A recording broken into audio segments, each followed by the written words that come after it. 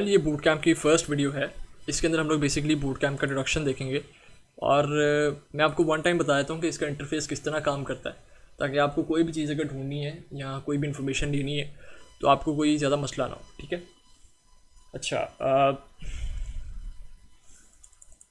Boot camp के introduction के साथ साथ हम देखेंगे कि इसका इंटरफेस कैसे काम करता है और ये कहाँ कहाँ पे ऑपरेट करता है। अभी के लिए बूट कैम्प 3 जगहों पे ऑपरेट कर रहा है, फेसबुक, व्हाट्सएप और यूट्यूब।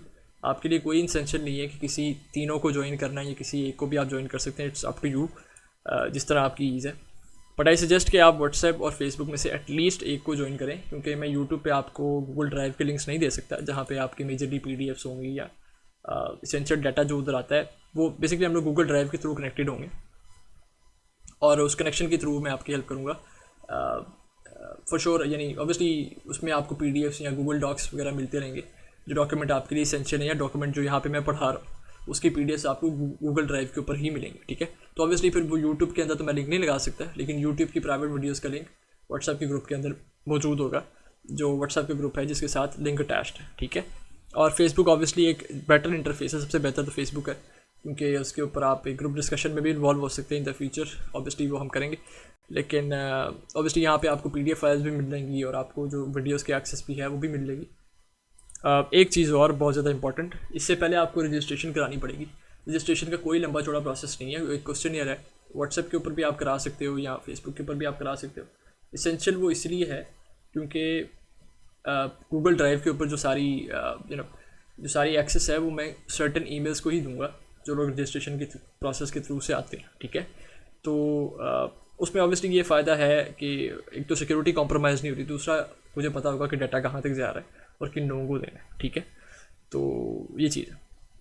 हाँ, बात कर लेते हैं इंट्रोडक्शन की। इंट्रोडक्शन के लिए इतना ही मैं बताता हूँ कि बूट कैम्प एक ग्रुप है जिसमें एक पैरेलल और एक सस्टेनेबल सिस्टम है स्टडी का, जिससे आप लोग अपनी एकेडमिक रीच को बढ़ा सकते हो या 80% तक ऑलमोस्ट लेके जा सकते हो। फॉर द सेक के यूनिवर्सिटी के स्टूडेंट्स काफ़ी ज़्यादा बिजी होते हैं अपनी को करिकुलर एक्टिविटी के अंदर, और कुछ स्टूडेंट्स तो सम हाउ कोई जॉब्स कैरी कर रहे होते हैं अपने फाइनेंसिस को बेयर करने के लिए।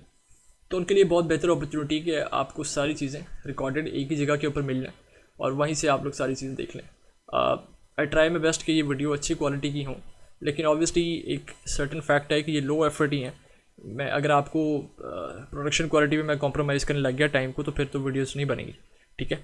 तो ये ऑडियो बेस्ड होंगी मेजरली, लेकिन आपको इसमें मटेरियल या डाटा, ये जो पीडीएफ जिस पे मैं रिकॉर्ड करूँ यही आपको मिल जाएगी। ठीक है। तो इंटरफेस मैं आपको बता चुका हूँ कि इंटरफेस के अंदर फेसबुक, व्हाट्सएप और यूट्यूब 3 चीज़ों पे हम ऑपरेट करते हैं। आपने जिस पे कनेक्ट होना है आप हो सकते हैं, पर एसेंशियली आप फेसबुक या व्हाट्सएप में किसी एक जगह पे हो जाए ताकि आपको सारे डाटा की एक्सेस हो जाए। ठीक है। पीडीएफ फाइल्स आप लोगों को मिल जाएंगी जब आपको चाहिए होंगी, और जिस तरह मैं वीडियो अपलोड करूँगा उससे पहले ही आई गेस मैं पीडीएफ फाइल लगा दूँगा ताकि आप लोग अपने एंड पे भी देख सको, उसको पढ़ सको। अगर आपको वीडियो नहीं भी देखनी तो आप उसे स्किप कर दो। ठीक है। वैसे बूट कैम्प 2 सेशंस पे काम करते हैं मेजरली, इस पे हम लोग आज डिटेल में बात करते हैं इस वीडियो के लिए। बाकी इंशाल्लाह हम लोग फिर आगे इन द फ्यूचर बात करें। ठीक है। बूट कैम्प के सेशंस के 2 फेज़ हैं। फर्स्ट उसका एकेडमिक फेज़ है एंड सेकंड उसका प्रैक्टिकल एप्लीकेशन है। बेसिकली एकेडमिक फेज़ के अंदर हम लोग क्या चीज़ें देखते हैं। एकेडमिक फेज़ के अंदर हम लोग बेसिक एसेंशियल्स देखते हैं जिसके लिए आप लोग सारी डिग्री करते हो। ठीक है। मेरी degree bachelors in human nutrition में है, मैंने 2021 में ग्रेजुएट किया, और बिकॉज ऑफ द फैक्ट कि मैंने ग्रेजुएशन की हुई है तो जितना मेरा मैक्सिमम आइडिया है, आई थिंक कि 5 इसेंशियल चीज़ें हैं जो आपको बीइंग अ न्यूट्रिशनिस्ट पता होनी चाहिए। This group is not limited for nutritionist. अगर किसी को इंटरेस्ट है न्यूट्रिशन पढ़ने के लिए तो वो भी आ सकते हैं, इट्स ओके। आप रजिस्ट्रेशन प्रोसेस को जब देखेंगे तो उसके अंदर क्वेश्चन आंसर कर सकते हैं। खैर, बैक टू द टॉपिक। हम बात कर रहे थे एकेडमिक फेज़ की। फर्स्ट ऑफ ऑल हम फिजिकल असेसमेंट पढ़ते हैं। मैं इसका ब्रीफ इंट्रोडक्शन आपको दे देता हूँ, इस पर डिटेल में हम बात करेंगे नेक्स्ट वीडियो में, आई गेस सेकंड पार्ट के अंदर। तो फिजिकल असेसमेंट बेसिकली वो टेक्निक है जिससे आप किसी भी पेशेंट को या किसी भी क्लाइंट को असेस करते हैं। उसके अंदर कुछ ना कुछ आप लोग उसको सजेशन देते हो या अल्टीमेटली आप उसकी मेडिकल डायग्नोसिस बनाने के लिए इनफ डाटाबेस इकट्ठा करते हो, उसको फिजिकल असेसमेंट कहते हैं। अब वो असेसमेंट कुछ ऑपरेशंस के थ्रू होती है। ऑपरेशन का मतलब आप फर्स्ट ऑफ ऑल ऑब्जर्वेशन देखते हैं, उसके बाद पैल्पेशन होती है, उसके बाद प्रिकॉशन होती है, एस्कल्टेशन होती है। ये सारी असेसमेंट की टेक्निक्स हैं, असेसमेंट का कोर है। इसको हम लोग इस बूट कैम्प के अंदर डिटेल में स्टडी करेंगे। उसके बाद हम एनाटमी एंड फिजियोलॉजी देखते हैं। Anatomy is the study of structure and physiology is the study of function. इसके अंदर को रिलेशन देखते हैं के एनाटमी ऑफ द मेजरली हम ह्यूमन ऑब्वियसली हम ह्यूमन बॉडी के ऊपर ही करेंगे, लेकिन मोस्ट ऑफ द टाइम्स आप लोगों को इन चीज़ों का नॉलेज अगर होता है तो अल्टीमेटली आपकी असेसमेंट बेटर होती है, उससे आप डायग्नोसिस बेहतर निकालते हो। ये एक्चुअली इस तरह डिज़ाइंड है, ठीक है। और ब्लड साइंस के अंदर जब आप देखते हो तो आप पेशेंट की मेजरली प्रोग्रेस के अंदर देख सकते हो कि जो भी आपने उसको रिकमेंड किया या रेफ़र किया है उसका जो मेजर स्टांस होता है, जो प्रिंसिपल स्टांस होता है, वो ब्लड से ही पता लगता है, ठीक है। आइदर वो ह्यूमन है या एनिमल्स है, आपको अगर आपके पास पेट है तो आपको इसका इनफ नॉलेज होगा कि ब्लड कितना ज़रूरी है। और नहीं भी है तो ऑब्वियसली आपने अपनी ज़िंदगी में कभी तो ब्लड टेस्ट कराया होगा, या आपके घर में कोई एल्डरली लोग होंगे जिन्होंने कराया होगा, तो अल्टीमेटली उनकी सिग्निफिकेंस आपको पता है कि ब्लड साइंस की कितनी सिग्निफिकेंस है, ठीक है।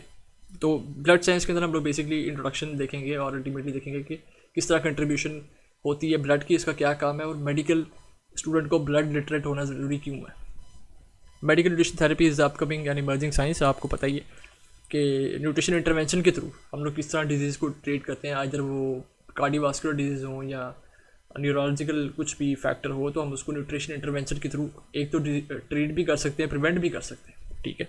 तो वो किस तरह होते हैं ये हम इस पर डिस्कस करते हैं। फूड की वर्किंग के ऊपर हम लोग डिस्कस करेंगे, मैं आपको डिटेल में नेक्स्ट वीडियो के अंदर बताऊँगा। आज जिस पर मैंने बात करनी है वो है प्रैक्टिकल एप्लीकेशंस। देखें,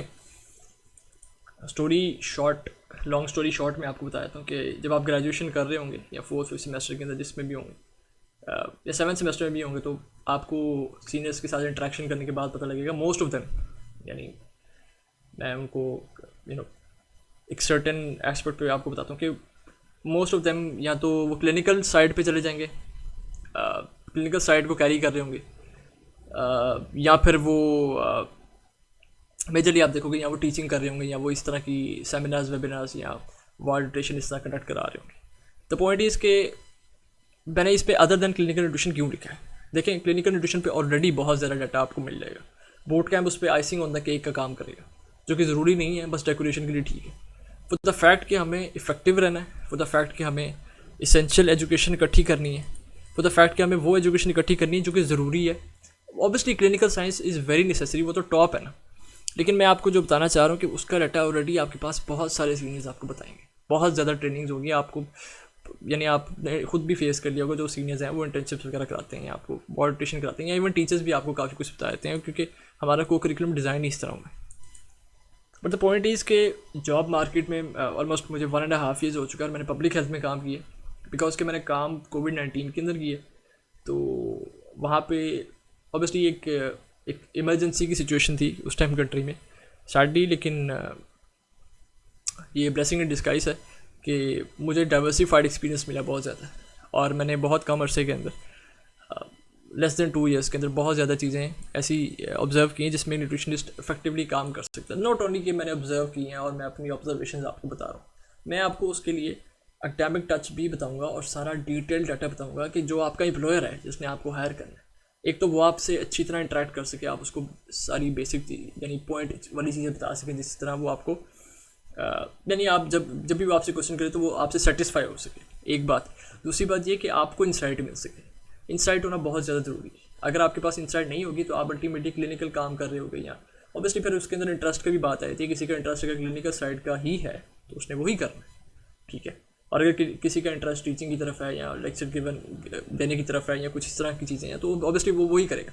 बट द फैक्ट के चीज़ें इतनी डाइवर्सिफाइड हैं दुनिया के अंदर कि जब यूनिवर्सिटी से एक दम बंदा बाहर आता है तो उसको इतनी ज़्यादा इंसाइट नहीं होती, उसको काफ़ी ज़्यादा हद तक इंटर्नशिप्स करनी पड़ती हैं, थोड़ी सी उसको सख्ती उठानी पड़ती है। उस सख्ती को कम करने के लिए, ख़त्म तो नहीं कर सकते, लेकिन कम करने के लिए मैं आपको इंसाइटफुल नॉलेज दूंगा कि एज अ न्यूट्रिशनिस्ट आप किन किन इदारों में काम कर सकते हो। यहाँ पे मैंने एग्जांपल के तौर पे 2 लिखे। पहले आपको UCCSO उसका बताया था, जो आपकी कंट्री है ना उसके अंदर सब डिविजन्स होती हैं एरियाज़ की, ठीक है। सब डिवीज़न के अंदर प्रोविंस से लेकर UC तक, यूनियन काउंसिल तक सब डिविजन्स होती हैं, ठीक है।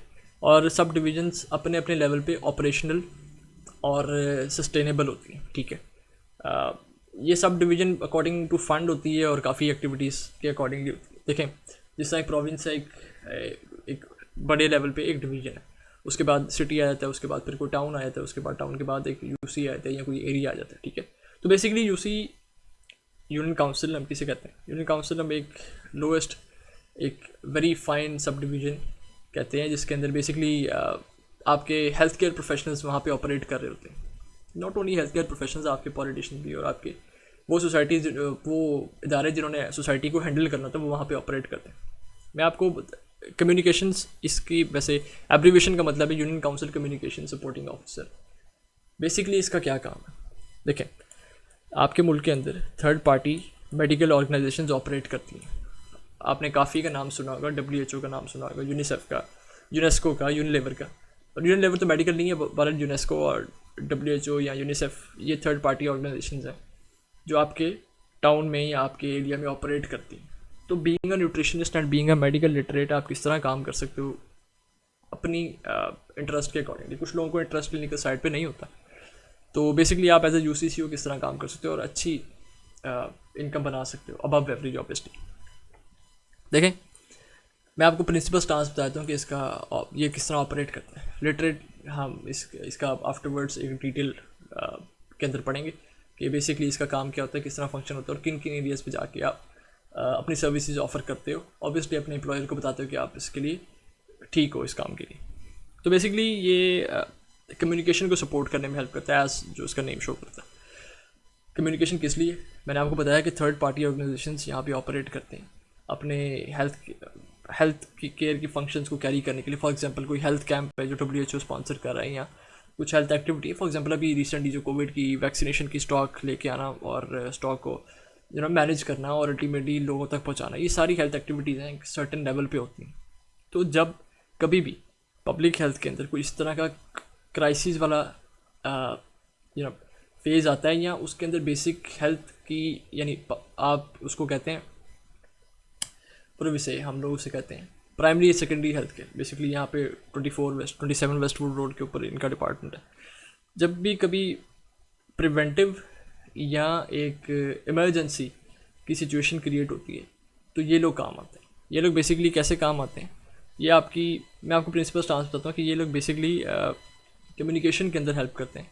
आप अपने बीइंग अ UCCO, आप अपने एरिया के अंदर इन्फ्लुएंशियल लोगों के साथ इन कॉन्टैक्ट होते हो। फॉर एग्जांपल कोई पुलिस डिपार्टमेंट के अंदर है, कोई एक बहुत मशहूर प्रोफेसर है, या कोई मौलवी साहब बहुत मशहूर है जिनके सब लोग बात सुनते हैं, उनकी हेल्प से आप एक सर्टेन एक्टिविटी को कंडक्ट कराते हो। आपने अक्सर सुना होगा, ये जो मौलवी साहब भी होते हैं वो ऐलान कर देते हैं कि फ़लाँ जगह पे एक मेडिकल कैंप लगा हुआ है, आप वहाँ जाके अपनी इन चीज़ों से मुस्तफ़ीद हो लें या इन चीज़ों से फ़ायदा उठा लें। ठीक है, तो बेसिकली ये इनका ऑपरेशन होता है, ये कम्युनिकेशन को सपोर्ट करते हैं और बड़ा मज़े का काम है। अगर आप एक सोशली एक्टिव पर्सन हो तो आपके लिए बहुत सूटेबल है। वेल, हम लोग इस पर डिटेल में बात करेंगे लिटरेचर के अंदर कि इसका एग्जैक्ट काम क्या है और किस तरह आप लोग अपने आप को बेस्ट फिट साबित कर सकते हो उसके लिए। सोशल मोबिलाइजर्स वैसे इनसे नीचे होते हैं। सोशल मोबिलाइजर्स वो लोग जो ग्रेजुएट नहीं होते, वो काम करते हैं, अल्टीमेटली वो ग्रेजुएशन के बाद ये काम कर रहे होते हैं, UCCOs बन जाते हैं। अच्छा, सेकेंड पार्ट है न्यूट्रिशन एंड फूड सर्विसेज का। न्यूट्रिशन एंड फूड सर्विसेज या मील ऑफिसर्स या हाइजीन ऑफिसर्स आपको हर जगह ही मिलेंगे, हर किचन के अंदर मिलेंगे, ऐसी जगहों पे मिलेंगे जो हॉस्पिटल्स के अंदर आप पेशेंट का मील सर्विस ऑपरेट कर रहे होते हैं। मेजरली ऐसी जगहों पे आपको दिखेंगे जो हॉस्पिटल के कैफेटेरियाज होते हैं जिसके अंदर उन्होंने हाइजीन मेंटेन करनी होती है। हाइजीन ऑफिसर इनको कहते हैं। इन्होंने करना ये होता है कि बेसिकली प्रिंसिपली इन्होंने जो डाइटिशियन है या जो सीनियर डॉक्टर है, उसने जो भी डाइट प्लान या जो भी मील प्लान एक बंदे को ऑफ़र किया है या उसको लिखा है, तो उन्होंने उसको मेक श्योर करना था कि ये इस बंदे तक डिलीवर हो रहा है। इसके लिए ऑब्वियसली ये एक, अगर एज अ इंडिविजुअल आप लोग बात करो तो बहुत आसान है, लेकिन काफ़ी पेशेंट्स का करना बहुत मुश्किल होता है। और इन्होंने इसकी हाइजीन मेंटेन करनी होती है और सर्टेन फूड्स को कहाँ स्टोर करना है, कहाँ नहीं करना, किसको डिस्कार्ड करना है, किसको नहीं करना है, किसके क्या साइंस हैं, इस पे ऑपरेट करते हैं ये सारे। ठीक है, और ये एक मैनेजरियल स्टांस की जॉब है और काफ़ी अच्छी सैलरी मिलती है आपको। इंडस हॉस्पिटल के अंदर वेबसाइट पे काफ़ी इसकी जॉब्स मिलेंगी। शौकत खाराम के अंदर काफ़ी मिल जाती हैं, बनीज़ की फैक्ट्रीज़ के अंदर काफ़ी मिल जाती है, ब्रेड फैक्ट्रीज़ के अंदर काफ़ी मिल जाती हैं। तो ये सारी चीज़ें इस तरह डिफ़ाइन होती हैं। ठीक है, नेक्स्ट वीडियो के अंदर I guess we should study physical assessment.